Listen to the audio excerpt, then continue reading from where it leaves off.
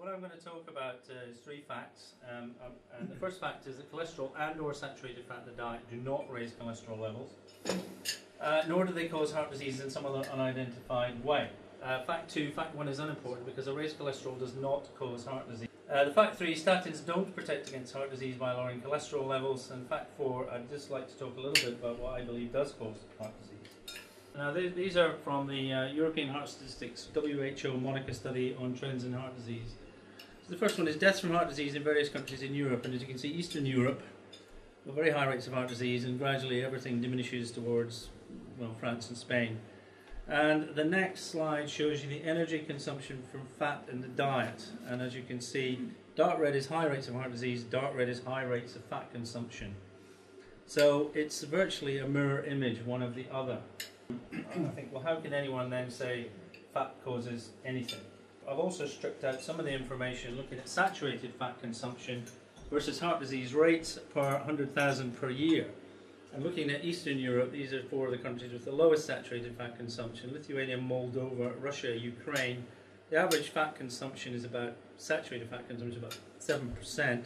The heart disease rate averages about 700 per 100,000 per year. If you look over at the other side, these are the countries with the highest saturated fat consumption in Europe: Belgium, the Netherlands, France and Switzerland. Saturated fat consumption is about twice what it is in these countries, and as you can see, the death rates from heart disease is about 1/7 of that in those countries. Now, of course, there are other factors involved, but it's interesting that Ansel Keys started the whole saturated fat argument in the 1950s using data exactly like this, using only saturated fat consumption to prove that saturated fat consumption caused heart disease. It's interesting. I wonder what he'd say if he was still alive. But I say to people, how can you believe that a vital substance in the blood at normal levels can cause a disease? Because I can't think of any other disease caused by a normal level of something. The problem with this is, of course, that people have now said that and there's an argument going around that says that the average level in the West is far too high. And if you look at hunter-gatherers and primitive peoples, it's much lower and they don't get heart disease. The average cholesterol level in some of these hunter-gatherers is about 2.5. Now, you can't find anyone in the West with a cholesterol level of 2.5, because if they did have that level, they would, I can assure you, be dead. So the argument here, though, is, well, what is a healthy cholesterol level? And moving away from heart disease for a moment, this was a study done in 1992, pre-statins, which I think is relevant, where they looked at a report on a conference of low blood cholesterol mortality associations. In other words, was it dangerous to have a low blood cholesterol? This is a relative risk of 1. This is 1.2 and 0.8. So, I mean, the relative risks are not hugely different. But you'll notice that in women, the lowest mortality rate is at around about this figure here, which is about 5.8ish or something. In men, it's in the same area. You'll notice the highest mortality rates are at the lowest cholesterol levels. That study was on 1 million people, by the way. That's the largest analysis of cholesterol levels and mortality that has ever been done. But actually, you know, the argument that, well, everyone in the West has a high cholesterol level, I call it the Alice in Wonderland dodo argument, which is all have high cholesterol levels and everyone shall have statins. But people still believe this argument, so I'm going to show you a couple of other pieces of information. This is the largest study ever done, prospective study done in Austria on 150,000 people. It's a prospective follow-up, 150,000 men and women, looking at risk factors related to cardiovascular and all-cause mortality. And these were people aged between 20 and 95, and it's a 15-year study. No one's ever heard of it, obviously, because it was the biggest study by a factor of 3 ever done. In men across the entire age range, although borderline significance under the age of 50, and in women from the age of 50 onward only, low cholesterol level was significantly associated with all-cause mortality, showing significant associations through cancer, liver diseases, and mental disease.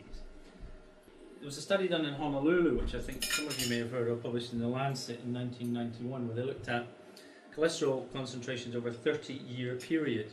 A generally held belief is that cholesterol concentration should be kept low to lessen the risk of cardiovascular disease. We did a longitudinal assessment of changes in lipid and serum cholesterol concentrations over 20 years and compared them to mortality. Findings: mean cholesterol fell significantly with increasing age, and the age-adjusted mortality rates were 68, 49, 41, and 43 for the first through fourth quartiles. Only the group with a low cholesterol concentration at both examinations had a significant association with mortality. How many people know this stuff? Not many, and to me it's quite amazing. The question here, of course, is that some people say that what happens is if you've got an underlying disease, that your cholesterol level will fall because the underlying disease causes your cholesterol level to be low.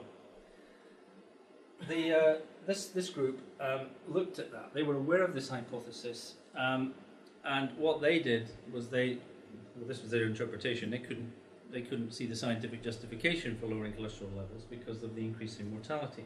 But their data suggests that if you maintain a low cholesterol over 20 years, you'll have the worst outlook for all-cause mortality. Now, a chap called Irid Baran proposed the hypothesis that a low cholesterol level was a sign of an underlying disease, and it was the underlying disease that caused you to die, not the low cholesterol. Now, they looked at that and basically said that his hypothesis is implausible and is unlikely to account for the adverse events of low cholesterol levels over 20 years.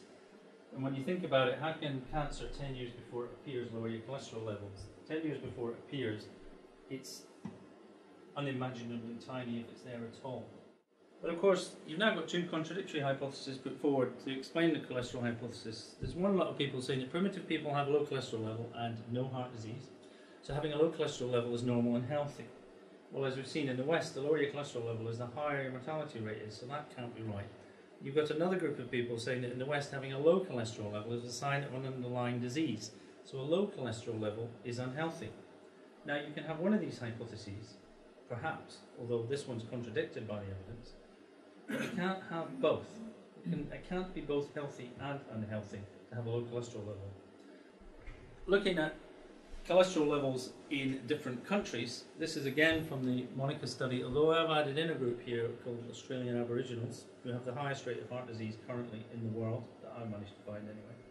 Well, what you'll notice here is two things. One is that the Australian Aboriginals have the lowest average cholesterol levels of any group in this study, and this is around the world. And they have a heart disease rate of around about 1,100 per 100,000 per year. If you look all the way over here, you have Switzerland, and they have an average cholesterol level of 6.4, and they have a heart disease rate which is 15 times less than Australian Aboriginals. What this graph basically shows is a complete disassociation between cholesterol levels and heart disease. If anyone can draw, well, I've had people draw statistical analysis of these, and you actually get a perfect negative plot, which is that the lower your cholesterol level is, the higher your risk of getting heart diseases. How can you look at a graph like that and say cholesterol causes heart disease? I'd also just like to talk a little bit about the Japanese. And what's interesting to me is that in the last 50 years, the Japanese have quadrupled their intake of saturated fat and fat. Interestingly, which may contradict my argument, their cholesterol levels have gone up on average from 3.9 to 5.2 in the last 50 years.